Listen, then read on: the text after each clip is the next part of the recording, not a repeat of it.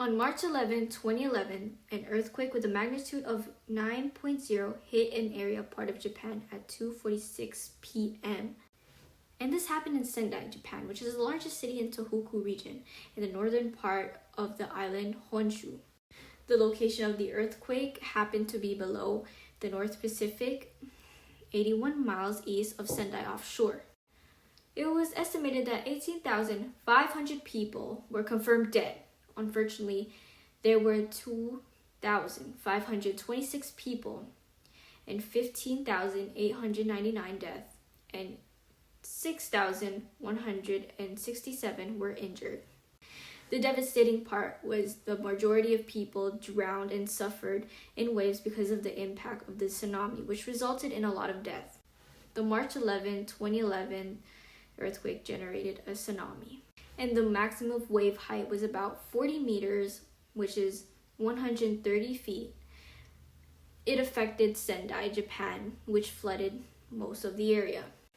While research determined that 2,000 kilometers, which is 1,242 miles of Japan Pacific coast, was affected by the tsunami. First, buildings everywhere were shaking and tearing apart, and the next thing, a tsunami comes and breaks its way, and building scraps and cars have been taken away with the tsunami, and their lives too.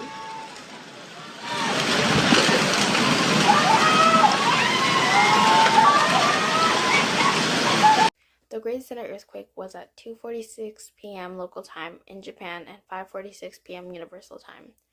It was located at 38.3 degrees north latitude and 124.4 degrees east longitude. The magnitude of the earthquake, as stated before, was 9.0, and this was the largest recorded earthquake in Japan. Over 470,000 people were evacuated from their homes, and over 2,500 people were left missing. Many families were affected by this, including this man, Yoshihito Sasaki. He was a man who lived with his wife and 2 sons before their house got swept away by the tsunami that was created. In 2011, he was going to retire in a few weeks and was the principal of an elementary school in the fishing village Hirota. It was built on higher ground, and this was 30 minutes away from his own house. When the event occurred, he made sure that none of his students were injured and that they were all safe. When he learned that his older son Yoichi was alive and safe, he went to look for his other family members. His younger son, 28-year-old Jinya, was a hikokomori, which was someone who withdrew themselves from society. He was like this for a decade, and he was in the house when the disaster hit and hadn't left the house for 2 years in advance. He later thought that his wife was still maybe alive, so he went to go ask the shelters around. But unfortunately, he couldn't find her. Her body was later discovered and found after weeks and identified as his wife. Afterwards, he found out that his wife was trying to save his other son Jinya by getting him to leave the house with her as the water was rising. She sadly failed, as Jinya did not want to see others even if he was going to die. She later went outside the house and stayed on top of a neighbor's roof with Yoichi. After 10 years of living with his surviving son after the disaster, they never spoke about that day, until they went to go eat dinner together one night. Sasaki asked what his wife had told his son after all that happened. Yoichi told him that she was holding onto some wreckage in the black tide and yelling at him to live and survive. He held onto the wreckage for hours till he finally got rescued.